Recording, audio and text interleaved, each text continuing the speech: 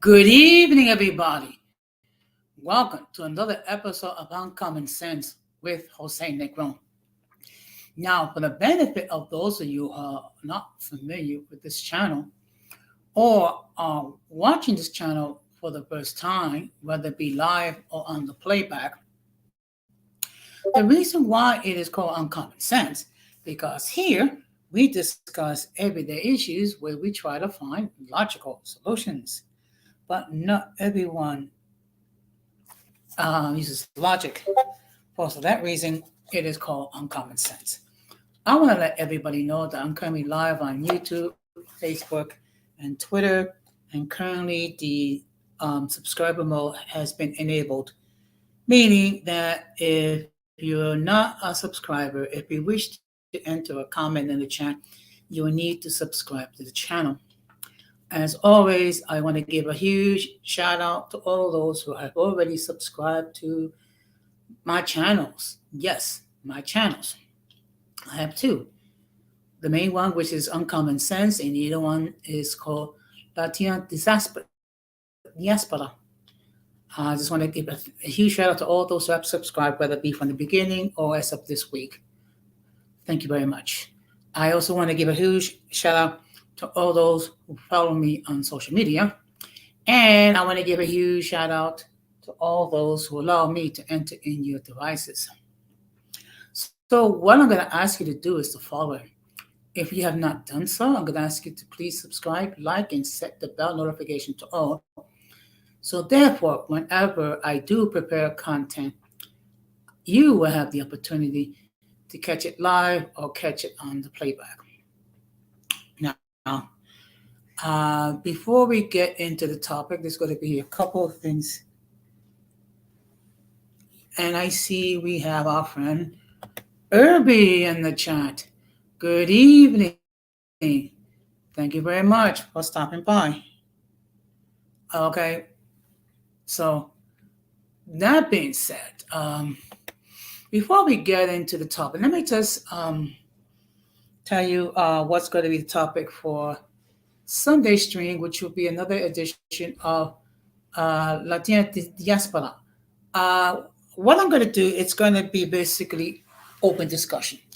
So what does that mean? That means I'll be talking about some random topics, and I'm going to give you my point of view. And of course, I'm going to encourage the audience to share their point of view on each topic. Also, if the audience have anything that they wish me to discuss, we can discuss it here. Okay. Also, as far as this series, I originally planned to devote the entire month listing the achievements that women have made in different fields.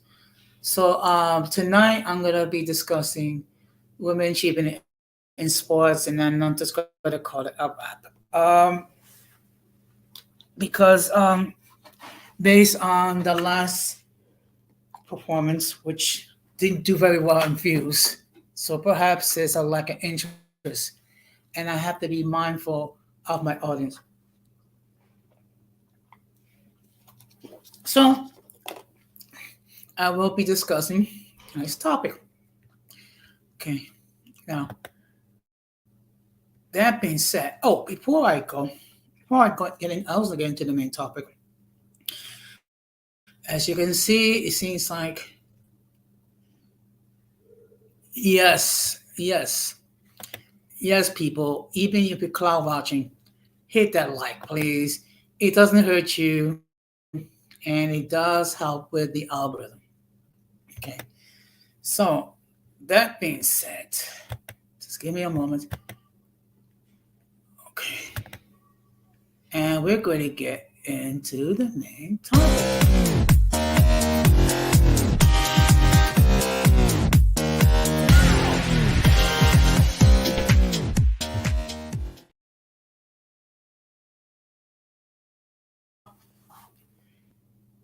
Before I get into the topic again, I know it's a little late, but I just want to say happy International Women's Day, which was actually yesterday. and I actually did a short stream just to give a brief explanation what is the day about. And I also discuss what we can do to honor the women in our lives. Let them know that we achieve their efforts, that we appreciate all their efforts and what have you. So what I'm going to do is the following. I'm going to drop the link.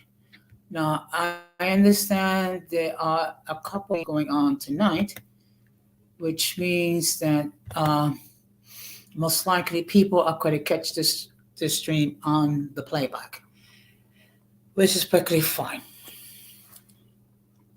Which means most likely this stream is going to last maybe an hour, probably less. Okay, unless unless you, the audience, wish to engage in the topic, whether it be to agree or disagree. Now I came across the ESPN website, and I came across an article um, regarding the women athletes who changed sports history. Okay, so let's start with recent sports history. On February the 24th, Sabrina Ionescu made college basketball history. The Oregon senior became the first player to notch 2,000 points, 1,000 rebounds, and 1,000 assists in her career, a new record in both men's and women's games. Ionescu is just the latest in a long line of exceptional women athletes who have set records, dazzled millions, and inspired generations of children. Okay. As we recognize International Women's Day, here are some of the trailblazing women whose achievements shook up the sports landscape. Now, if I mispronounce some of these people's names, please don't crucify me. I'm just trying to, I'm just going to struggle. Okay. So the first one we're going to talk about, her name is Babe Dirksen Sahiris. Okay. She is the first woman to play in the PGA event. Sakurai competed in the 1938 Los Angeles Open. Only four other women had appeared in the PGA event since. She was also accomplished in basketball, track, tennis, baseball, and swimming, and was selected to the best female athlete of the first half of the 20th century by the AP, Associated Press. Asked if there was anything she didn't play, Babe responded, "Yeah, dolls." Okay. Now we're going to go to our next female athlete trailblazer, Toni Stone. Stone is considered the female Jackie Robinson. She was the first woman to play big league professional baseball. She signed with the Indianapolis Clowns of the Negro American League in 1953 to play second base. Their previous second baseman, future Hall of Famer Hank Aaron. Okay, so now we're going to go and we're going to move into the 60s and 70s. And our next featured athlete is Billie Jean King. King defeated Bobby Riggs on Mother's Day in the first of two 1973 matches dubbed Battle of the Sexes, landmark moments in where a female athlete bested a male head-to-head on a national broadcast. She had staying power too. 10 years later at Wimbledon, she became the oldest Grand Slam semifinalist at 39 years, 7 months, and 9 days old. Interesting. And as I recall, I think a couple of years ago, there was a movie about her, and it did reveal certain things that it was not well known. Okay, but nevertheless, she is recognized as a great athlete in the world of tennis. The next one is Nadia Komenichi. Komenichi. At just 14 years old, Komenichi was a breakout star in the 1976 Montreal Games. She became the first to achieve a perfect score of 10 in an Olympic gymnastic event and won gold in the all-round beam and uneven bars. I just remember trying to stay focused, she said. It takes little to break your concentration and then you make mistakes. Okay. The next person we're going to highlight is Victoria Roach. Roach, originally from Korea and adopted by British parents living in Brussels, was the first girl to play Little League in the Little League World Series in 1984. Little League began allowing girls to play in the late 1970s, and the first to reach the World Series was Roach. She was an outfielder on the Belgian squad, which also included her brother Jeremy. Other girls have followed in her footsteps. Interesting. The next person we're going to highlight is someone known as Nancy Lieberman. Lieberman has been a pioneer since she was 17 and made the U.S. Olympic team for the 1976 Montreal Games. She became the first woman in men's pro league in 1986 with the Springfield fame of the United States Basketball League. When the WNBA started, she returned as a player. She played one last game in 2008 at the age of 50. Okay. Now here's the next person we're going to highlight, and her name is Steffi Graf.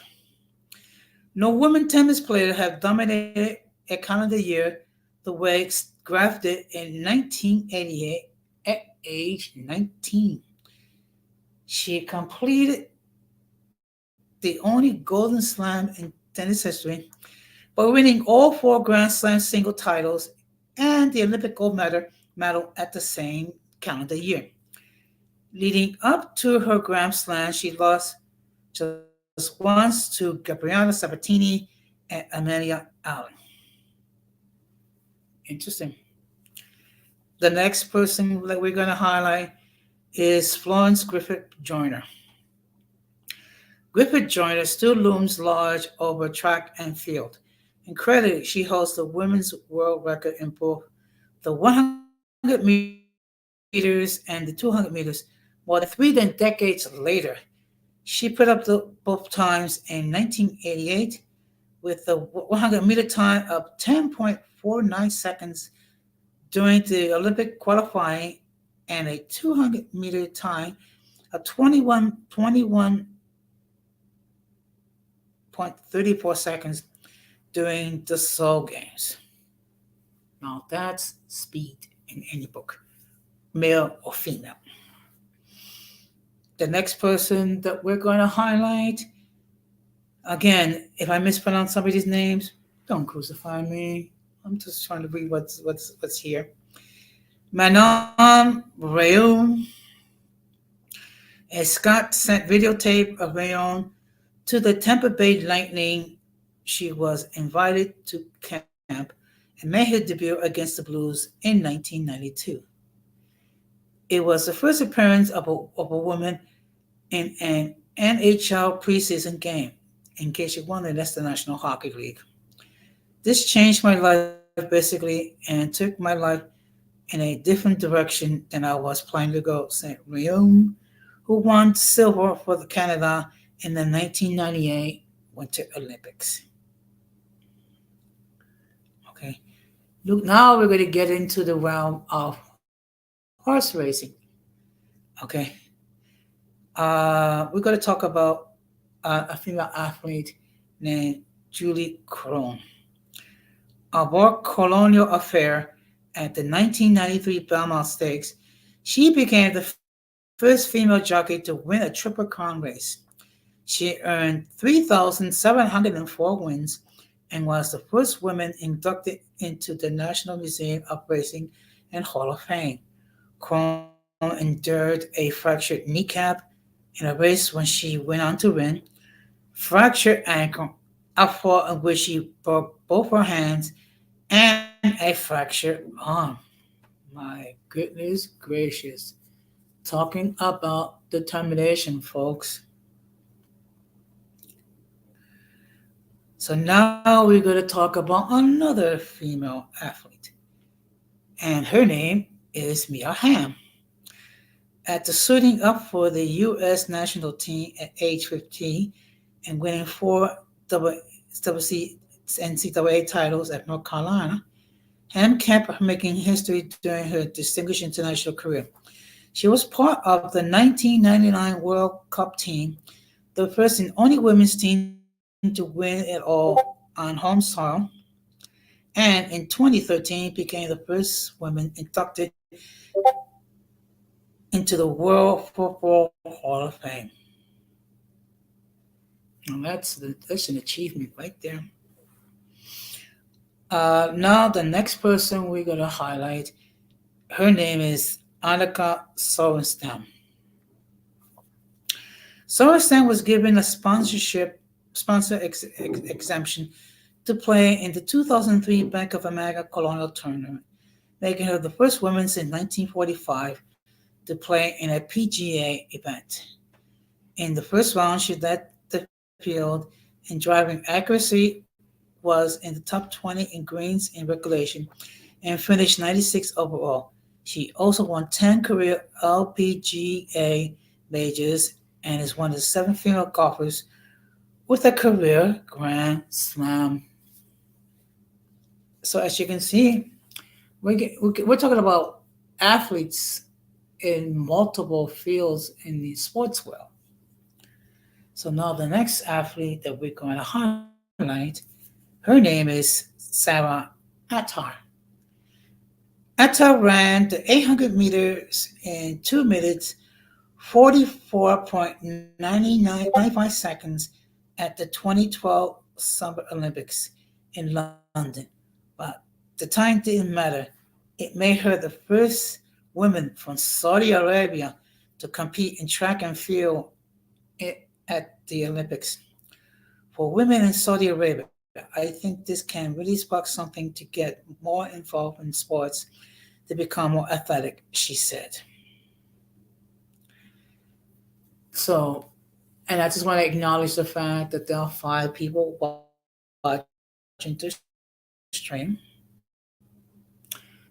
Blog watchers, you're more than welcome to enter a comment. Just try to keep it appropriate, okay? And again, bear in mind, if you're not a subscriber, you need to be a subscriber to enter a comment. So now the next athlete we're going to share is, her name is Ronda Rousey. Rousey left an indelible mark on UFC in 2013. She submitted Liz Carmouche in the first round via her signature armbar at UFC 157 in the first women's fight in UFC history. She would make 6 consecutive defenses of the world bantamweight title, which remains the record for that division, and was the first woman inducted into the UFC Hall of Fame in 2018. Interesting. So now we're going to highlight another female athlete. And again, for the benefit of those who are just tuning in now, tonight's stream is talking about women achievements in sports. So now the next person we're going to highlight, her name is Danica Patrick. With a lap at 196.434 miles per hour, Patrick looked down the pole for the 2013 Daytona 500 and became the first female driver to do so. She would finish her career with 7 top 10 NASCAR finishes and a win on the IndyCar circuit. She was brought up to be the fastest driver, not the fastest girl, Patrick said. Okay. And now what we're going to do is we're going to return to the field of tennis. Okay. And the next athlete we're going to highlight is Serena Williams. After besting her sister Venus at the 2017 Australia Open, Serena eclipsed Steffi Graf Open record with her 23rd career Grand Slam singles title. With her next major title, Serena will tie the all-time record held by Margaret Court. Also notable, she will become the fourth mother in the Open era to win a major, joining Court, Yvonne Goodhagen, and Gingotisters. Now, this is interesting. Okay. So, the next person, excuse me, let me just make myself comfortable. Okay, the next athlete we're going to highlight. Okay, actually, we already discussed, but we're going to continue discussing Sabrina Ionescu. Um, the Oregon superstar is the sole member of the 2000 point, 1,000 rebound, 1,000 assist club in Division One history that includes actually both men and women. She also a triple double machine, 26 in her career. Of her 6 seasons in Division One, which a player had at least 6 triple doubles, Ionescu accounted for half of them. And we're going to take. So, as you can see here, just going through some of the achievements and milestones that women have made in the area of sports.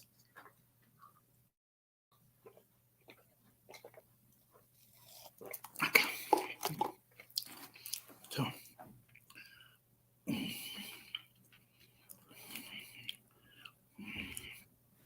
so now what I'm going to do is I'm going to share something called another article called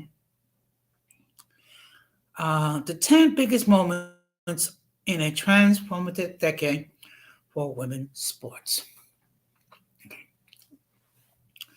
So let me just read what the article says. Over the 2010s, women's sports has started to be recognized like never before. GMSW looks at the 10 biggest moments. Okay. The 2010s were the huge decade for women's sport. In the past year alone, so much has changed that the landscape is almost unrecognizable. In 2018, Women in Sports research showed that women coverage of women's sports peaked 10% of the total UK sports coverage. Over the summer of 2019, this changed dramatically on the BBC Sport homepage. For example, 45.7% of the top 10 stories were about women's sport. There were also most professional sports women in the UK. In the 2014 England and Wales Cricket Board created essential contracts for 18 players. For the 2018-19 season, the Women's Super League became fully professional, and for the first time in July 2019, 28 full-time professional contracts was introduced by England's women's rugby team. So what I'm going to do is we're going to talk about some of the big moments in women's sports, starting with the 2012 London Games, Olympic Games. With the introduction of boxing for women, this Olympics was the first time that women competed in every sport in the program. The team's Nicola Islands won the historic boxing gold. What's more, it was the first Olympic where every participating country had female athletes in their teams. Saudi Arabia lifted a ban of women competing in the Olympics, and the 800-meter runner Sarat Altar and judo competitor Rojan Ali Serra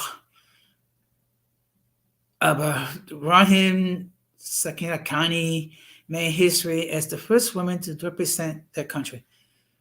Qatar and Brunei also sent women to compete for the first time. It was the first games where Teams USA and Canada fielded more women than men. It's no surprise that the tournament was dubbed the Women's Games by the press at the time. Now we're going to go into the 2016 Olympics in Rio de Janeiro. One of the moments of the Rio Olympics for Team GB, after a tense final, Team GB and the Netherlands drew 3-3. Everything came down to a penalty shootout that Team G won to the nothing. It was the first Olympic gold medal for the women's team. A Sports Inc. study released after the Olympic win showed that number of women playing hockey regularly had increased by 4,500 to 92,700. Since then, Team GB had a rocky road to the Tokyo 2020 qualification, but with their place secured, they was looking to defend their title and inspire the nation all over again. Now, let me just add a highlight regarding the 2016 Olympic Games in Rio de Janeiro. That's when also Monica Puig won the gold in tennis. And for the first time in Olympic history, they actually play La Boriqueña. Now, for those of you who are not familiar, La Boriqueña is the national anthem of Puerto Rico. Okay. So we're talking about more and more history being made by women. Okay. Now we're going to go to the 2017 Australian Open. Okay. The 2010 has been an awe-inspiring decade for Serena Williams. On the course, she won 12 of her 23 major titles, the most major singles title of any man or woman in the Open era, and in the past 10 years. Of it, she was a vocal advocate for gender and racial equality. The 2017 Australian Open victory against sister Venus Williams is remarkable because it took her past Steffi Graf's record of 22 Grand Slam titles, and because she was approximately 2 months pregnant when she won. Talking about perseverance. There is a lot of fear and confusion about exercising when pregnant, and certainly there is no one rule fits all solution. But Williams demonstrated how incredibly women's bodies are and how credible she is. Since then, she has spoken about how she almost died giving birth, drawing much needed attention to the fact that Black women are statistically more likely to die from pregnancy or child-related causes in America and around the world. Okay, so now we're going to go to our next important moment in sports. Ilora Aluko calls out racism in the England camp 2017. Let's start with the fact that Iniona Iluko, a usually largely intelligent football player who should not be defined by this one event. She was the joint top scorer in the qualifying of the 2015 Women's World Cup with 13 goals and had successful careers at Chelsea, Juventus, and the pundit. That said, when Aluto accused Mark Sampson, English women head coach, of bullying and racism, she shone a light on racism in the women's game that hadn't been talked about before. In 2017, it emerged that in 2016, Eluko had accused Sampson of making racist remarks. A total of FAA of the total FAA conducted 3 investigations, clearing Sampson twice. After teammate Drew Spence came forward corroborating Eluko's statement, Sampson was found to have made ill-judged attempts at humor. By the time of the ruling, he had been sacked from his job with England after inappropriate relationship with female players at his previous role at the Bristol Academy. Interesting. Over the past decade, Iluku's story has come full circle. In 2019, she released a memoir, They Don't Teach You This, telling her story like never before. Then in November 2019, Sampson was involved with another racism scandal, accused by the FA of using racist language. Aliuko paid the price for fighting against racism. Sampson dropped her from the England squad.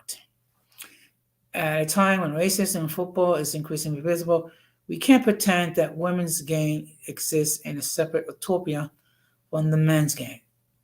As the women's game grow, we need to find a way that racism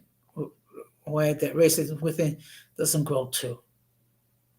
Okay. Now we're going to go to the Cricket World Cup of 2017. Before men won it in 2019, the women were the first winning the ICC World Cup in 2017. It is the first time that both England men and women have held the World Cups at the same time. England women beat India by 9 runs to lift the over 50 trophy for their 5th World Cup win. This time, however, it was in front of a sold-out crowd at Lord's. It was the biggest crowd ever for an ICC Women's World match. It was also record-breaking media coverage, with the tournament reaching 50 million people worldwide. After a dismal 2019 Ashes series, structural changes are coming into effect for next year. Lisa Kihemley is starting as England's women's first ever full-time coach, and with the launch of a new tournament, the hunger and the formation of 8 new regional centers of excellence, who know what the 2020s have in store for English women. Now, okay, as before I continue, again, the link is there should anyone wishes to join the chat, join the panel. If anyone has any comments, by all means, you're free to enter them. So now we're going to talk about Netball Commonwealth Gold 2018. Helen Husby is the shooter who launched thousands of returns to the popular PE sport with her last-minute winner against Australia in the Gold Coast Commonwealth Games netball final. Since that moment, netball in the UK has gone from strength to strength, and the high-profile Liverpool World Cup, where roses were bronze, has only participated further. The number of women playing fortnightly has increased by 50,000 ever since May 2018 to over 300,000. What I'm going to do, I'm just going to share 2 more events, and I think I'm going to call it a wrap. Okay. The next I'm going to be talking about is the Women's World Cup of 2019. You can write a whole list of significant women moments in women's football across the past 10 years. In the 2018 WRS went professional. In 2017, Tony Duggan became the first British player to play for Barcelona since Gary Lineker in 1986, English 2015 Women's World Cup bronze medal.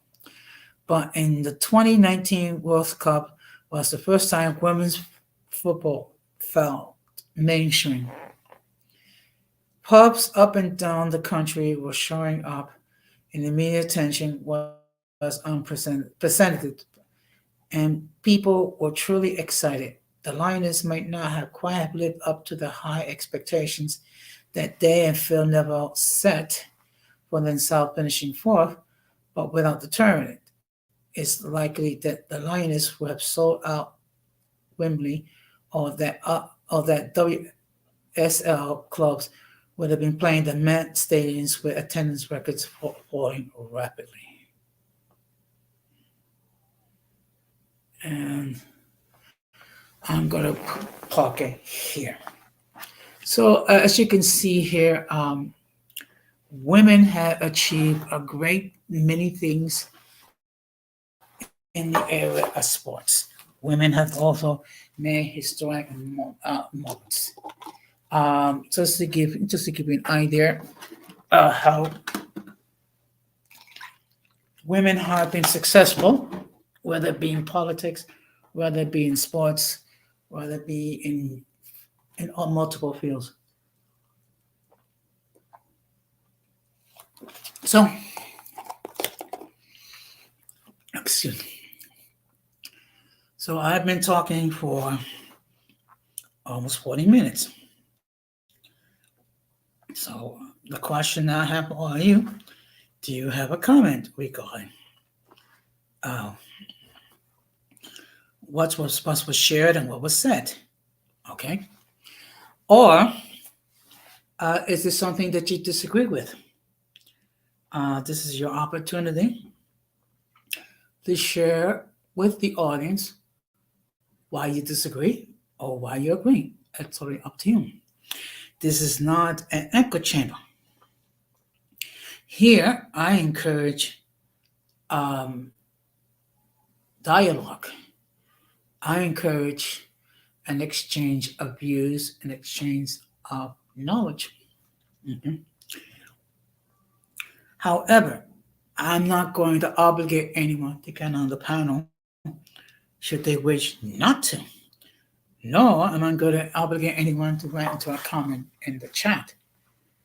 Um, so, and being that no one and is entering any further comments, and no one wishes to join the panel, I'm going to start to wrap this up. Okay.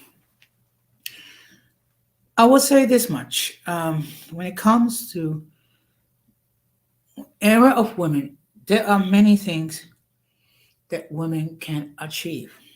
Okay.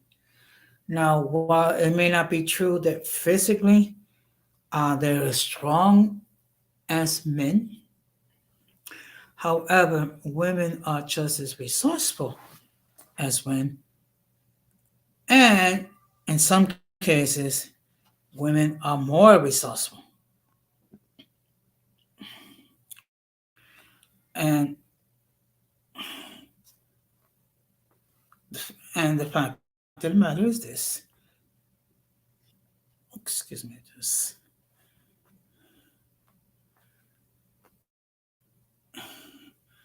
and let me just mention this that there's very little that men have achieved that women cannot achieve. Okay. Now I don't believe. Okay, let me put it in this fashion. Women are 100% equal. In some ways they are, in some ways they're not. Okay. What I will say that there are many things women can do if they just apply and put in the effort to do so. So, with that being said, I'm going to wrap this up, and I just want to thank all those who did watch, even from the clouds. I also going to thank all those that are going to be watching the stream on the playback. So, And of course, before I go, if you're not done so, please consider subscribing to both Uncommon Sense and Latina Diaspora. And just to let you know, the next time I'm gonna go live will be Sunday um, on Latina Diaspora, and I'm gonna have what's called open discussion, which means we will talk about um, various topics.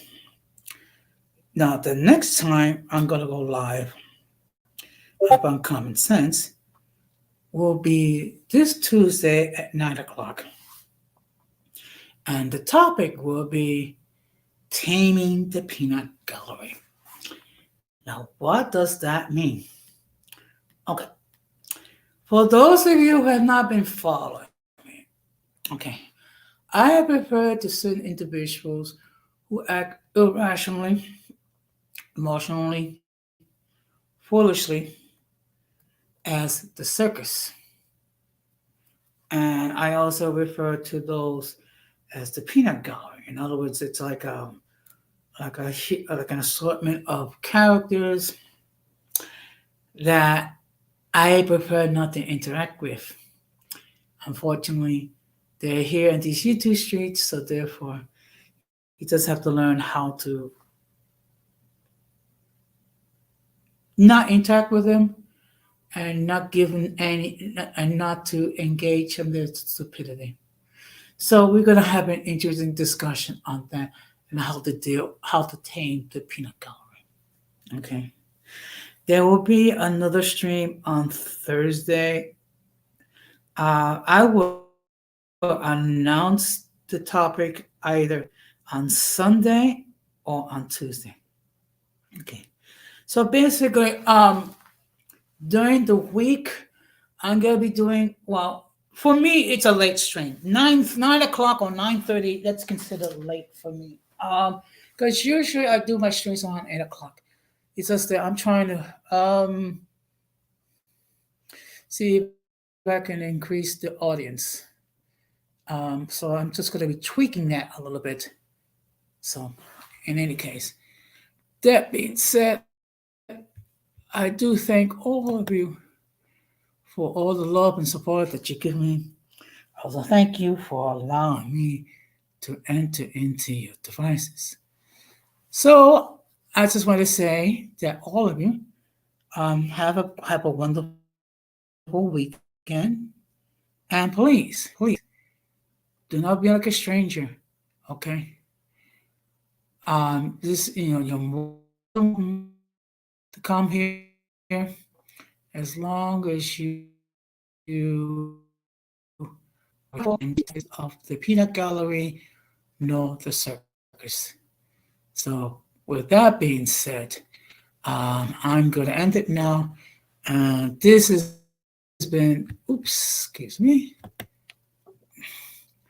This has been another episode, albeit a short episode of Uncommon Sense with Jose Negron. And I wish all of you a very pleasant good night. Be careful out there and be good to each other. Take care. Peace. Strong.